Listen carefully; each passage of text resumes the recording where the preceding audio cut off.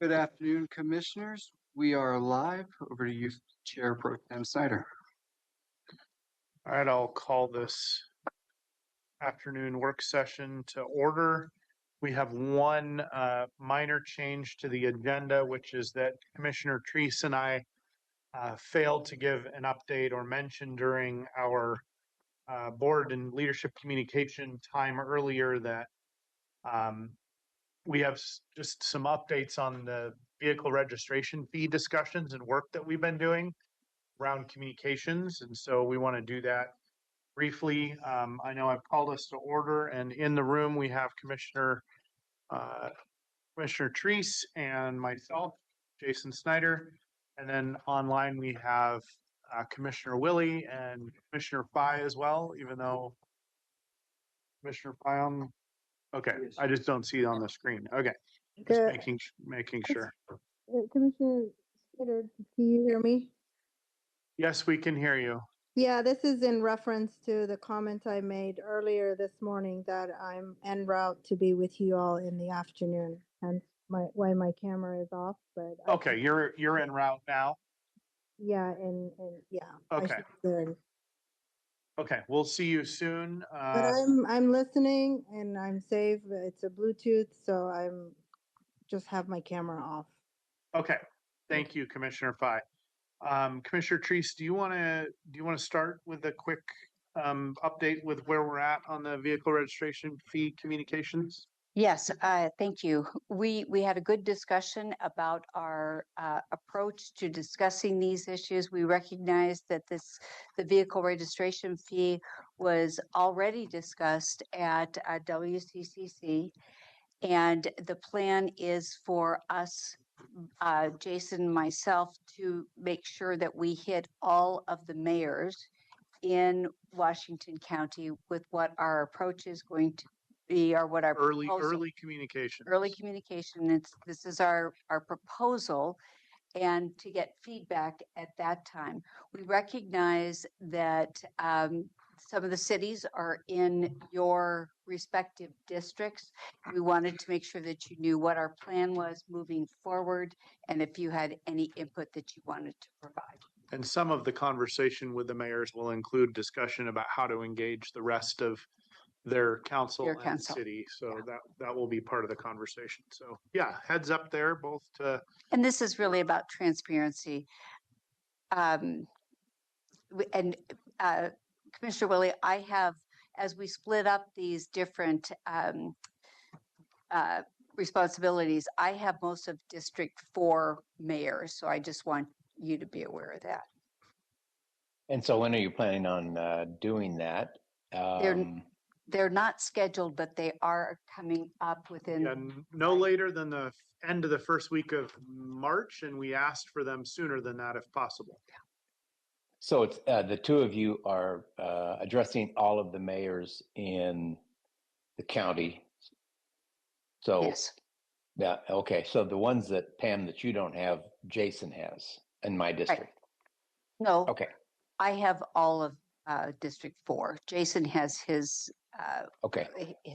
We split them. We split them up, and it did kind of lay out that way.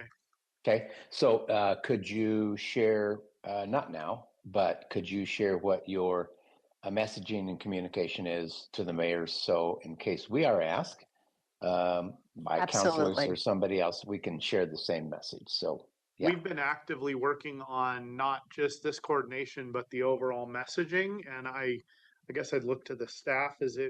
Are we at a point where the initial drafts of the communication plan and the messaging points can go out to the whole commission? Let me double check. Okay. Because I don't know. At the end of last week, we were not quite there yet. The purpose of bringing this up today was just to be transparent and let you know what the plan is, and so that there weren't any surprises if you started seeing appointments being made with mayors on different calendars. I do think it's a good call out, though, as Commissioner Willie is saying, that as soon as the communication plan is available or complete-ish, that should go out to the whole commission. Okay.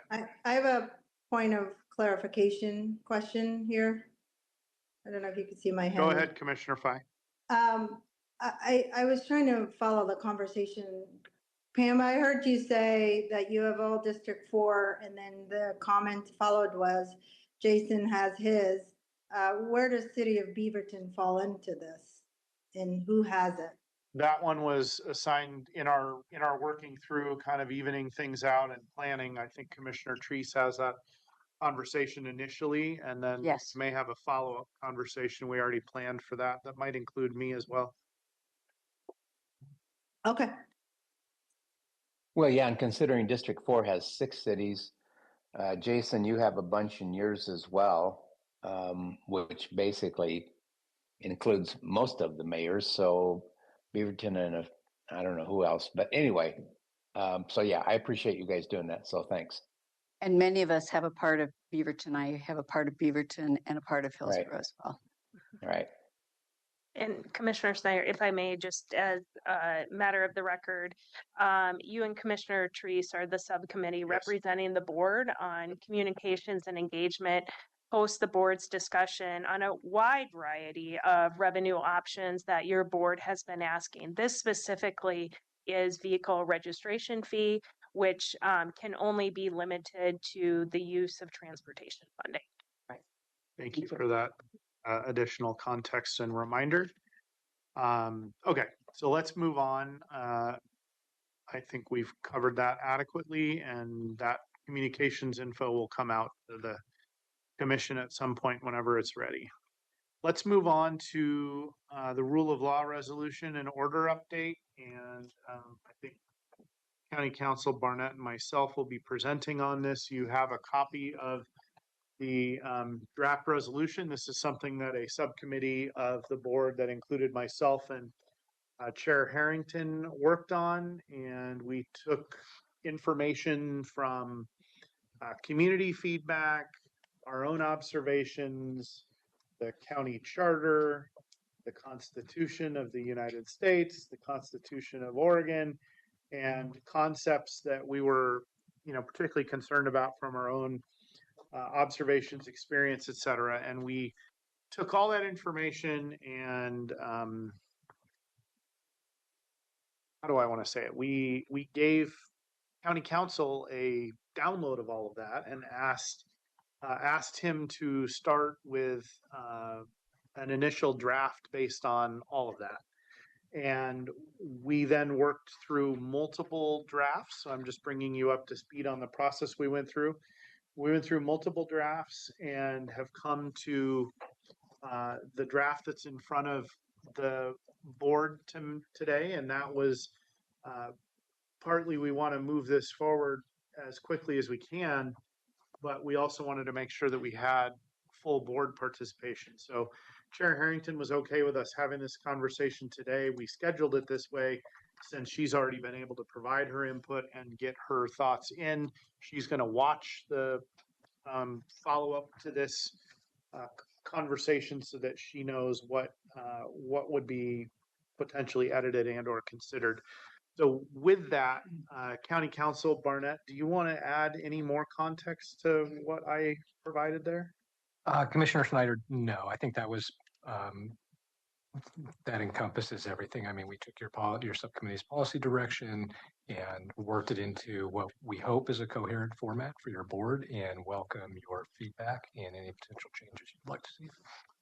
Okay, with that said, I certainly got to have a lot of input in the content, so I will be probably not speaking a ton on the detail of the content unless it's in reaction or response to others. So with that, who would like to start with their comments and feedback? Commissioner Willie, go ahead. Thank you. Could you make my picture smaller on this the thing up there? It looks like I am large and in charge up there. I don't know. You are. I know. That is not true. So Your own mind. Jason, Jason, you did a good job. You and Chair and Alex and everybody else that was involved in this. You really did a great job of putting all this stuff together. I mean, this is a lot of resolved and ordered stuff. This is all identifying it appearing to. I have no idea where you got all that information. So, and I didn't have a problem with any of it.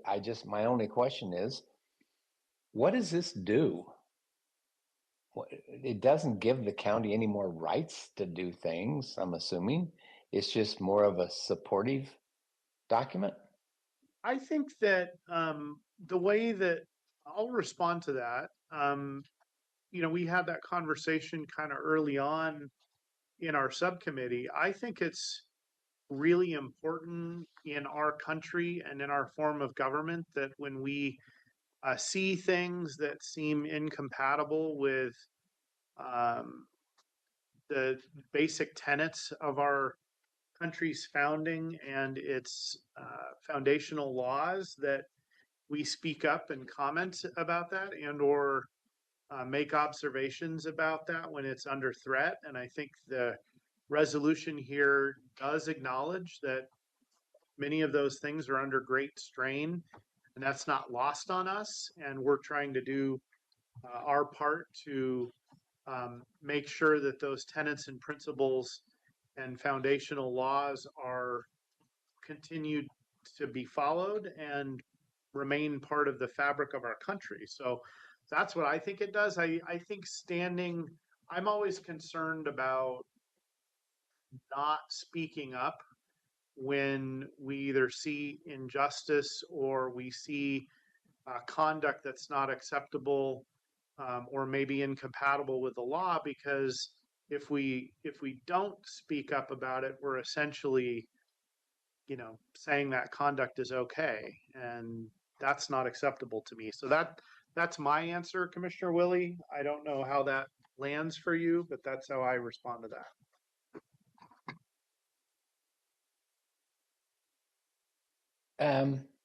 Okay. Well, I think like I said, there's a lot of information in there. We got to get to the resolved and ordered part. And I don't think there is anything in there that differs from, as you've pointed out, our strategic plan and our access and opportunity resolution, all of those things. I just didn't see where we were saying, yeah, all of those things, and we're going to do this. This is pretty consistent with what we have said all along. So yeah, I don't know. It just seems like we should do this, but again, I don't know that it gives us the authority to do anything different. So I don't know that it does. I think that it points out things that we're concerned about and that we're observing, and that we're going to stand up for those things. But to your point, I don't know that it has significant action steps or enabling us to do things we couldn't have done before. But County Council, do you have any different read on that, or how would you characterize that? I mean, not necessarily a different read, Commissioner. I would just characterize in the resolved and ordered portions themselves. There's two in particular that stand out in my mind as being over and above your strategic plan update and your access and opportunity resolution. That's the declaration of support for our congressional delegation and declaration of support for the Oregon Attorney General. And then, of course, the last order, which is that the chair provide a copy of this resolution and order to the Oregon Attorney General. So from that perspective, it's your board taking a very clear policy position and communicating that policy position to the folks that you think it needs to be communicated to. Commissioner Willie, any follow-up? Otherwise, we'll move on. Go ahead. all right. Sometimes my microphone doesn't pop up there. No, I'd be interested to hear what Commissioner Fye and Treese have to say about this. And then, I may have some more comments, I may not. Okay, well, we're going to find out right now. Commissioner Treese. Thank you, Commissioner Snyder. The question that I have is for you, Commissioner Snyder, and for our general counsel. I am in support of this, first of all. but I recognize we have members of our community that are in the audience that brought forward a resolution for us to consider. I'd like to know how that how you looked at the different components. You and I had the opportunity to talk briefly about some of the issues there, and I'd just like your perspective on how that moved us forward here. Well, appreciate the question, and I think it was, in the early stages, one of our key decision points was that the chair and I really had to make, along with county council's advice, was, are we starting from an edit of some other writing, or are we starting from Fresh. our own perspective and fresh? And we, for a whole variety of reasons, came to the conclusion that we wanted to start from a fresh document. And that's partly why the county council had to do a lot of work, frankly, to sort of make that happen. But it was a deliberate choice based on what we wanted to try to communicate and what we were seeing, again, informed by what had been provided, but not taking that verbatim. And thank you. And that's what I wanted to point out, is that I believe that we're here and because we were reminded by our community that the rule of law is important. And we became much more self-reflective about what that means as commissioners to their point. And to work on this from a fresh perspective was important to the commission as well. So I just wanted to have the opportunity to underscore that and to say thank you to our community for raising this issue. Any other thoughts? Other than I You're am supportive of this, and I appreciate the fact that it was directed at the structure, not individuals. And I think that that's an important piece for us to recognize here, is that this will stand in future administrations of the federal government, and it needs to stand on that basis. That was definitely deliberate. Commissioner Fye, would you like to make comments or ask questions? Yes, I do. I would love to do that. First, I want to say we're having this conversation because I'm going to be traveling next week, and there were some concerns about perhaps I might not be able to get back on time depending on the flight on the 24th. So I do want to extend my gratitude to Chair Harrington and to you, Commissioner Snyder, as the two people assigned to this, for facilitating and allowing this conversation to happen today on my behalf. And then the second part is, I'm interested in listening to the community, and to an extent we're doing that by having this very conversation, specifically the rule of law. This was a proposal that was sent to us into our inboxes, and community showed up in critical number to demand that we take actions. What I read right now isn't what they're requesting. So I want us to sort of juxtapose the two resolutions and really have a board courageous conversation around some of the languages that they were proposing that didn't get into this resolution that we're discussing, that will come in front of the board next week to vote on, which, by the way, I might be able to be there, but it depends on the flighting and airplanes when they actually say they get in on that time. But regardless, this will come in front of the board next week. And my concern is I appreciate the symbolicness effort into this and saying we're bringing a resolution around rule of law, but it is performative. And I want us to have a conversation about what other languages can we, sort of compromise and include into this resolution, so that the community members that really worked hard on this and put a lot of effort to identify, to do the research and identify what their trepidations are, how do we get into some of those language into this new resolution so that the community actually feels heard and seen in this new resolution? So I'm looking for a win-win solution that is a truly based on win-win, because I read the other one, and I don't know, Alex, if you could juxtapose and we can share the two resolutions in comparison. But right now, they read differently. And Commissioner you know, Fye, just some clarifications. This will come to the business meeting, I believe, the following week, the 3rd of March. That was done intentionally to make sure you were able to participate as well during that session. So just a clarification there. okay. Thank you, And then, thank you. Yes. and then the other clarification that I think is important is the conversation that you just said that you want to have, like that is the conversation we're having today. So Yes. if you have language from other text or content that you want to interject, now would be the time to provide the details of that along with where you would like it interjected into the current draft, so that the rest of the commission could consider that. Do you have that Okay. information available? I do have that, and I think everybody has that.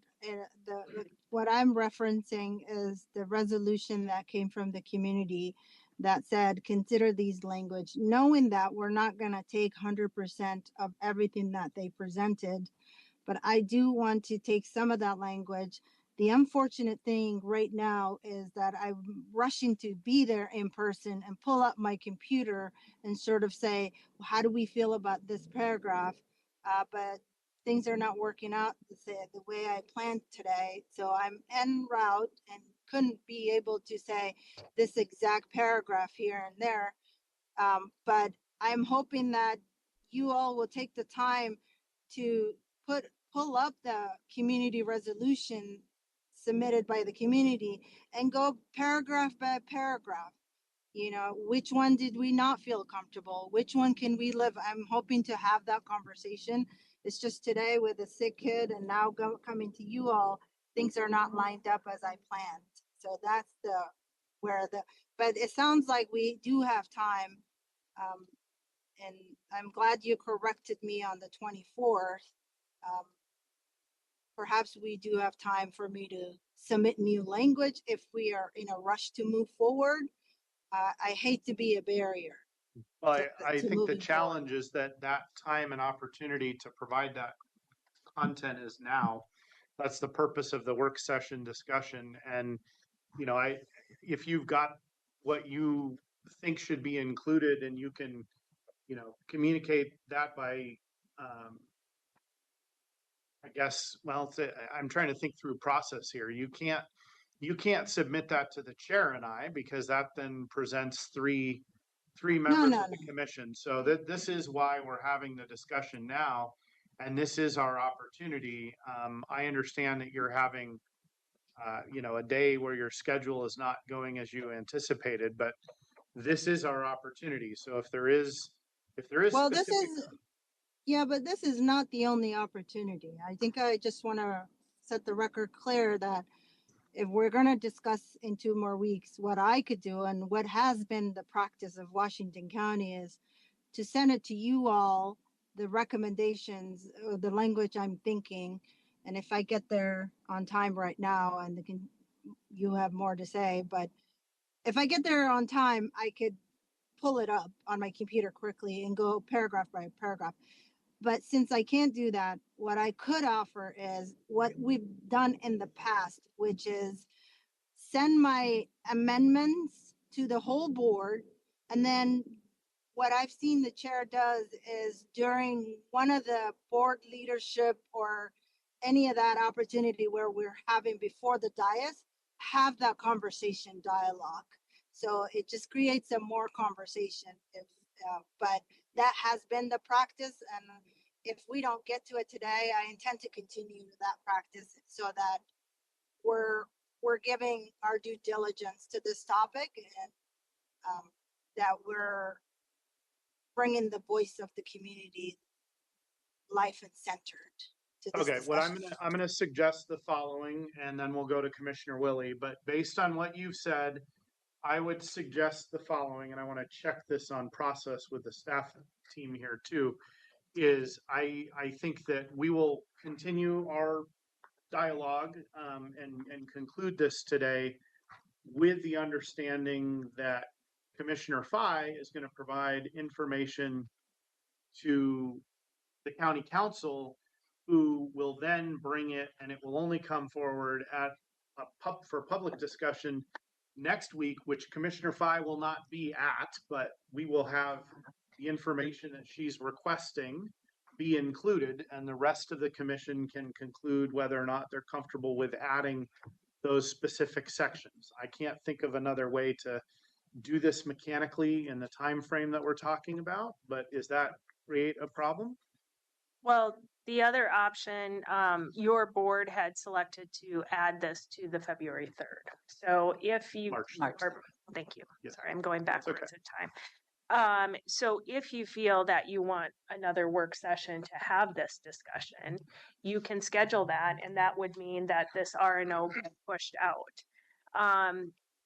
From a process standpoint, I believe it was the desire of the subcommittee to have this scheduled work session to work through any questions, clarifications, additions, Yep. That is the subtraction, purpose. versus handling it, because Commissioner Fye is absolutely right. There have been times where it's been handled, for example, through leadership. So if you wanted to continue to have this in a work session to work through that, you could just bump out the R&O to a future date to allow that discussion as a group. But that's up to your board, because it's your board that determined when this would be coming. Do you have Alex, do you have a process concern with Commissioner Fye providing you with specifics that we would then consider next week? Actually, I think I would follow the old practice of what we've been doing and share it with the entire board, and do not with the explanation of please do not respond. That's the process we read. We've been following, and I intend to continue that. Tanya, I hear you loud and clear. Today was the intent to push through, but I tell you, if I had the powers of be, today would have worked out differently, including not having a sick child. So I can't control. I don't have that kind of power, and it just worked out that Tuesday is it. So. To answer your question, Commissioner, I don't have concerns with either process. It's really what works best for your board. Commissioner Willie, you've been patient. You have your hand up. Go ahead. Well, let me see. Let me make sure I'm on. Yeah.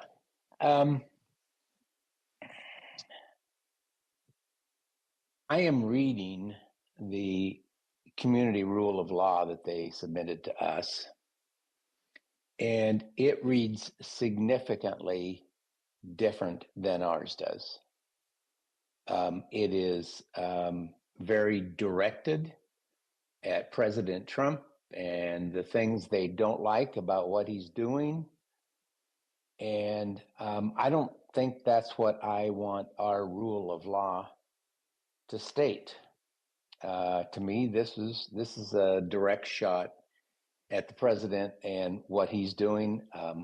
If they want to say that, that's fine, but I do not want us as a commission to be that directive and that focused on this. And when you get to their part about resolve and ordered, it's significantly different than ours. And if Commissioner Fye has some things she'd like to change, then I would propose that she submit them to Alex in writing, and then at the appropriate time submit them to the rest of the commission but quite frankly, I don't want to spend another 45 minutes debating items in this resolution that are a deal killer for me.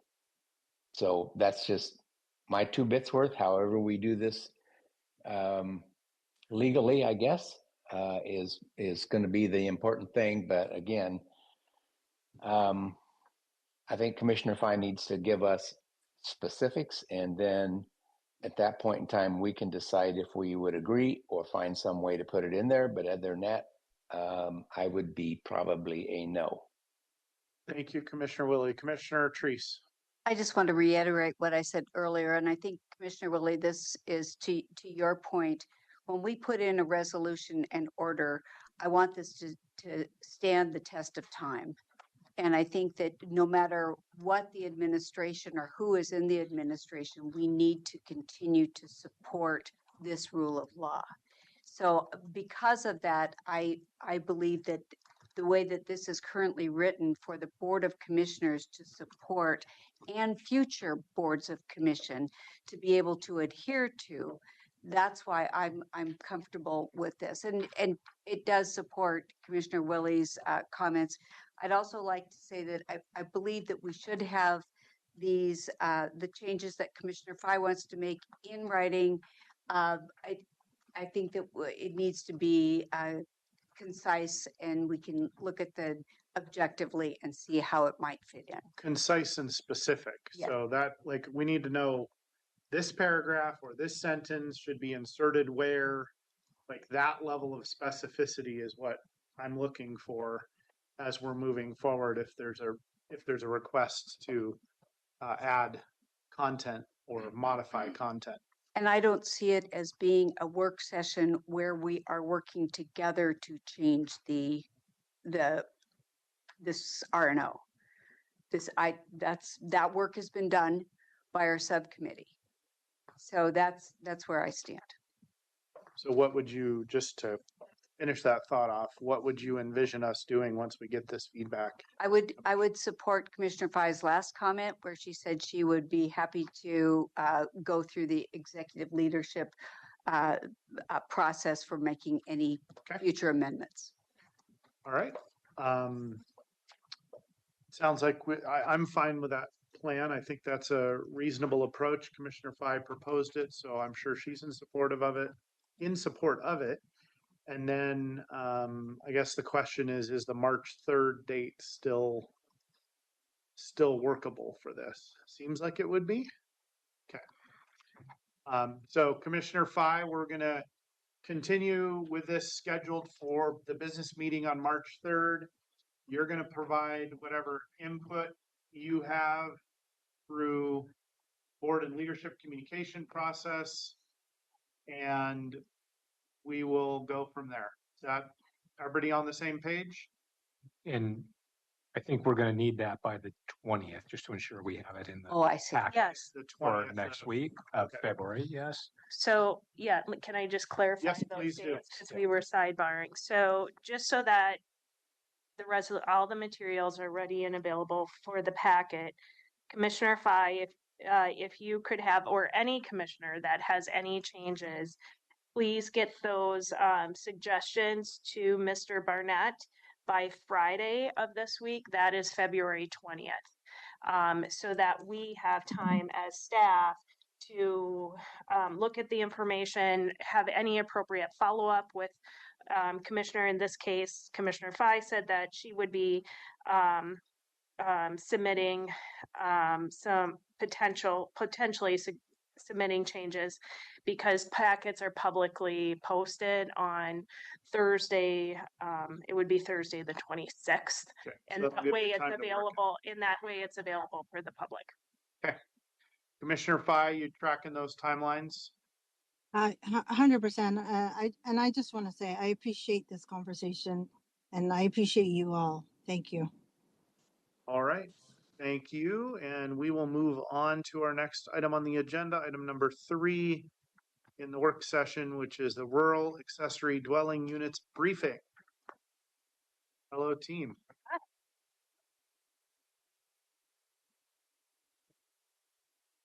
Good afternoon. My name is Erin Wardell. I'm the Assistant Director of the Department of Land Use and Transportation. And with me today are Teresa Cherniak, our Community Planning Section Manager, and Todd Borkowitz, Senior Planner.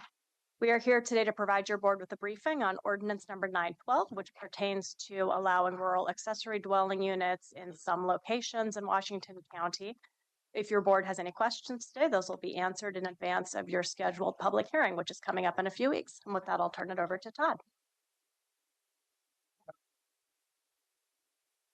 So good afternoon, Commissioners. I'm Todd Borkowitz, Senior Planner in LUT's Community Planning Group.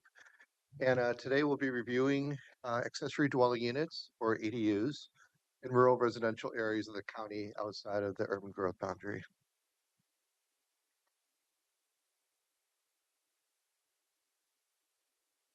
So this presentation overview, this is an overview of the topic in advance of the first board hearing next week on an ordinance to allow these housing types. So the hearing will take place on February 24th. Today is an opportunity for the board to discuss rural ADUs and ask questions and provide any comments for staff. So we'll start with a brief description of ADUs. An ADU is a residential structure used in connection with or auxiliary to a single detached dwelling on the same lot. So an ADU is typically less than 1,000 square feet and usually has its own kitchen, bathroom, and sleeping area. They can either be attached to the primary dwelling or detached from it, and be a converted attic, basement, or garage. But it's not required to have those components. It's not required to have those components. Thank you.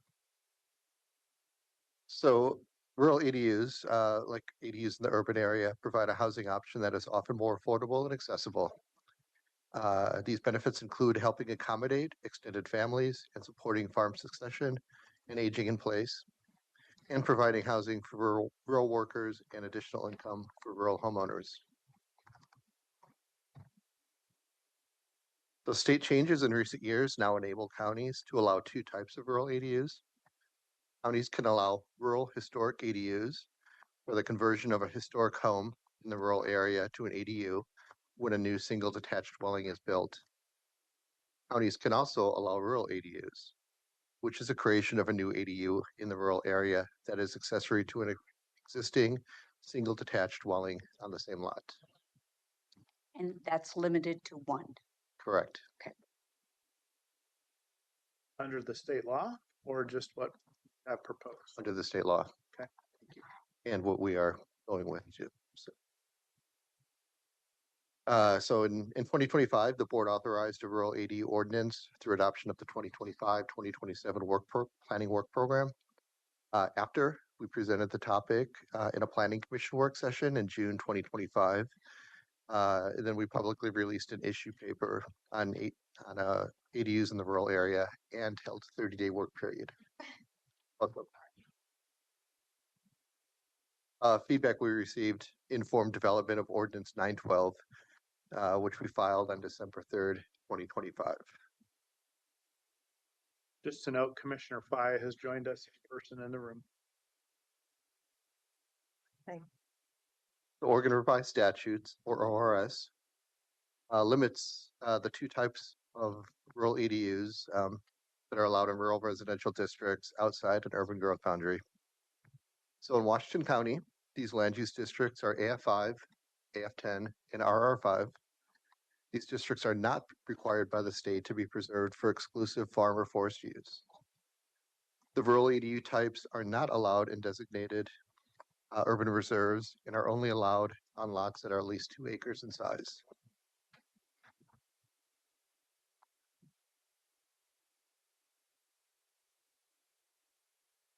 So here's a land use map of the county's rural area. So the green areas comprising most of this map are EFU, EFC, and AF20 designated. They're resource districts where rural ADU types are not allowed. So the yellow and brown areas in far less abundance are the county's rural residential districts. And those are the districts where rural ADU types are allowed.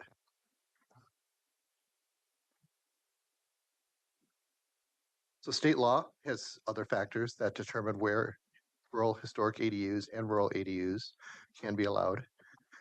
These are the minimum requirements counties must uphold when allowing the rural ADU types. So to build a rural historic ADU, a lot must contain one historic home, which the state defines as a home built between 1850 and 1945.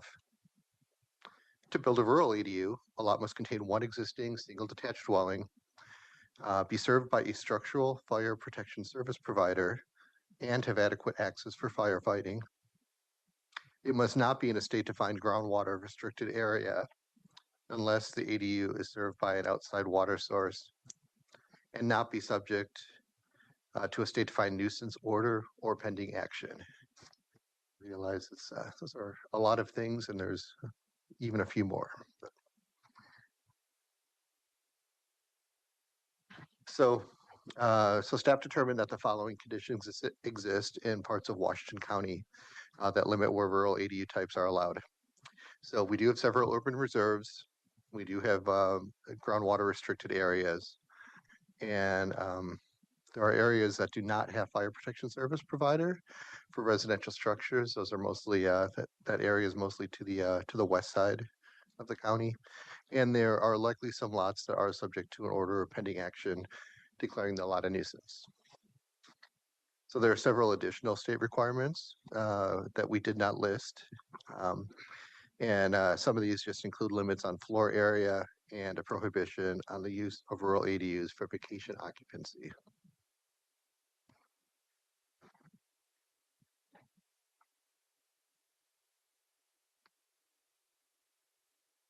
So here's a map showing where state.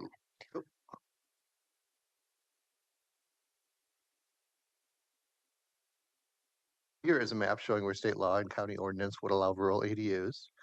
It is not showing eligibility for rural historic ADUs, only eligibility for rural ADUs. So eligible lots are shown in blue. Ineligible lots are shown in red. Lots with a state designated groundwater restricted area, mostly in the hatched area in the south portion of the county, are only shown as eligible lots if they are supplied by an outside water provider. Lots not served by a structural fire protection service provider, mostly in the reversed hatched area in the north and west portion of the county, are shown in red.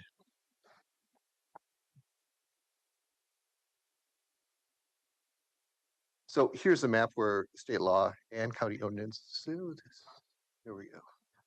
Here's a map showing where state law and county ordinance would allow rural historic ADUs. So unlike the previous map, state designated groundwater areas do not affect where rural historic ADUs would be allowed. Areas in red contain lots not served by a structural fire protection service provider.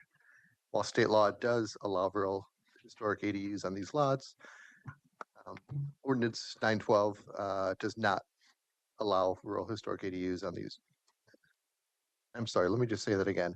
While state law does allow rural historic ADUs on these red lots, Ordinance 912 proposes to not allow rural historic ADUs on these lots. As such, they are shown in red.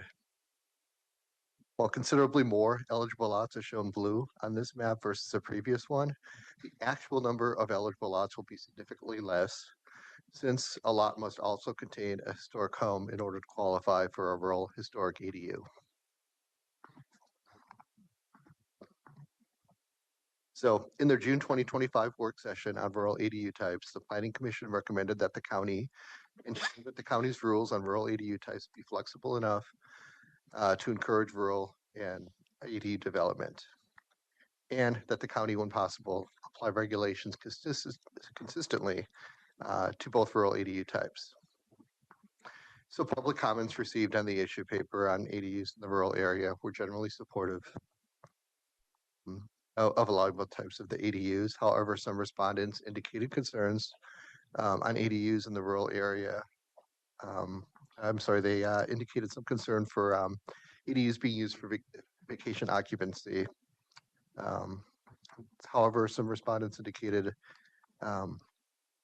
so before, during, and after the public comment period, LUT planners regularly received inquiries about building rural ADUs. but many of the inquirers were informed that they would be unable to do so because their lot does not meet the state's strict minimum requirements.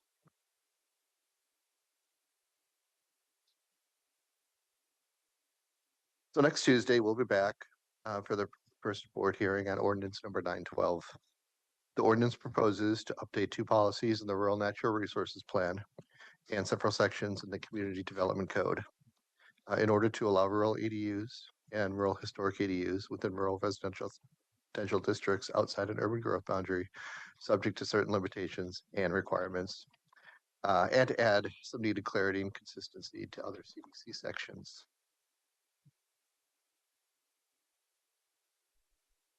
So here's our timeline for ordinance 912. At next week's board hearing, we'll be requesting engrossment of the ordinance and further hearings in order to add a small but important clarification.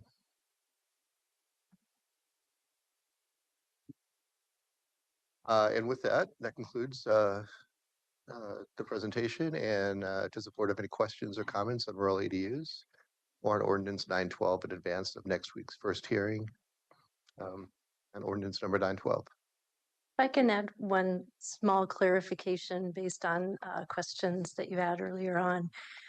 We can, in our ordinances, be more restrictive than state law. We can't be less restrictive. So we can't allow things that the state doesn't allow. And so what we've proposed in this ordinance are a couple of places where we're being maybe more restrictive than state law, and a lot of places where we're just following it, but people would like us to be less. Thank you for the clarification and thank you for the presentation. Commissioners, questions or comments? Who would like to go first? I can. Commissioner Fye. Commissioner Willie, were you going to reach for your? He didn't raise his hand. Thank you. And sorry I walked in on your presentation. I promised you I was listening on my way in on my phone, but I didn't want to make a squeaky noise, so I turned it off. So I heard everything, and I want to express my gratitude to you. I'm a big fan of ADUs, and while this is a rural side of it, I think Aaron is probably tired of it, and Stephen. We've had many conversations about urban ADUs and the need of it. Could you speak to the cost of this? What is the fee? Would it be the same for rural as it is for urban right now? Yes, our planning fees would be consistent for the building permit fees relating to building an ADU, or specifically the transportation development tax fee, which is what I think you might be asking about. Even in the rural, and even this is new and we want to incentivize people, is still think same? Or is there going to be a sort of like a scaling fee to try to incentivize people to do this, right? Like this is partly to address housing shortage. It's certainly something we could have a conversation about. I think one of the challenges is that our current planning and building services teams are set up as enterprise funds that have a cost recovery goal of 100%. And so the staff work for reviewing a building permit for a rural ADU is the same amount of staff work as reviewing an urban ADU. So that's something that we'd have to take into consideration. We're trying to incentivize urban ADUs too, like for the same reasons. Commissioner Fry, other questions or comments? No. Okay. Commissioner Treese? I don't have any. I appreciate the explanations. Thank you. Commissioner Willie? Yeah, thank you. I think this is a conversation that's been going on for a long time, not only at the county, but just generally, I guess. Building ADUs, and there's a qualification. I'm recalling on some history here. There's a qualification that has to be a family member, which is a pretty broad definition of family member, but does it have to be something like that? For these rural ADUs, no, that does not apply. So anyone can live in them? That's correct. Okay. Can they charge rent? Yes. In fact, that's actually one of the benefits of rural ADU. It allows occupant of the primary unit to be able to charge rent on the ADU, and hopefully that enables them to stay on their property even longer. That's true of urban as well. That's true of urban as well, correct? So is there a restriction on short-term occupancy? So these function like a vacation home? No, vacation occupancy is it's strictly not allowed for the rural ADUs, and even though there's not language for the rural historic ADUs, we believe the staff has determined that that vacation occupancy would not be allowed in that type, and so we are proposing to not allow them there. When you said Okay, not so- allowed on the other, that's state. You're saying that's coming from the state. So state law requires that, we do not allow vacation occupancy on rural ADUs. Okay. So it's permanent occupancy. It's permanent occupancy, long-term occupancy. Commissioner Willie, hopefully that helped clarify the answer to your question. Keep going. Well, it did. Again, so then my next question is administrative oversight. So basically, somebody's renting this out for, I don't know, 60 days at a time, 30 days at a time, 6 months at a time. We're not gonna be wandering by making sure they've got a lease and make sure everything's copacetic there. So we're going to rely on basically somebody ratting them out if they're not complying with the rules. That's what I assume. We call that a complaint-driven process. And one of the clarifications with what it says in state law, it does talk about vacation occupancy, and it does specify a particular state law section that defines vacation occupancy. So you could have a short-term rental, for instance. There may be traveling nurses that need a place for 3 months. That would be fine. So it's really vacation versus short term. And yes, it would be complaint driven. Okay. Commissioner Willie, anything else? No, sir. Thank you. Okay. I think it was very thorough. I don't have additional questions. I think the questions I had, you answered during the conversation. I'll give everybody one last opportunity. Otherwise, this is going to be Moving forward. coming for first hearing next week, correct? Correct. Okay. And you can expect a full presentation at that time as well, though, since that will be the first public hearing. So we do want to make sure that the public hears the same things that the board does in work session. Are you expecting public comment? We had 3 people, I think, at the Planning Commission. Yeah, so that's correct. Who provided testimony at the Planning Commission. We've also received significant comments before, during, and after the 30-day public comment period on the issue paper. So it does seem like it's something that we've been hearing a lot about from the public. And Todd, can you? Thoughts? Yeah, and can you clarify the nature of those comments? They're generally supportive. They're generally supportive, and the opposition generally has kind of involved a vacation occupancy question, which we are not allowing for either rural ADU type. And one piece of testimony did ponder the effects on the rural land use districts of allowing rural ADUs. But we'll be addressing that in the findings. Okay. All right. Thank you, team. Great. We'll see you next week. Thank you. Thank you. Thank you. All right. We are more than an hour ahead of time on our agenda. And I would recommend, unless people need a break, I would recommend that we All right.